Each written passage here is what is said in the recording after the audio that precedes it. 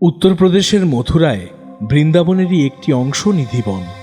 এই নিধিবনে বাকে বিহারী ঠাকুরজির মন্দির এবং তৎসংলগ্ন তুলসীবন নামক মন্দির পরিসরটি অত্যন্ত রহস্যঘন এবং বিশ্ববিখ্যাত।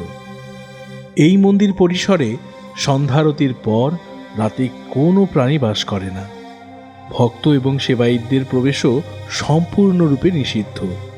এমনকি পাখিও নাকি দেখা যায় না এই মন্দির পরিসরে।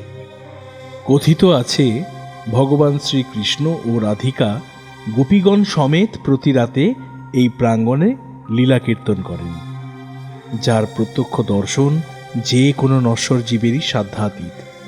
মৃতকাণ্ডে চিরহরিত তুলসীবনটি খুব রহস্যময়।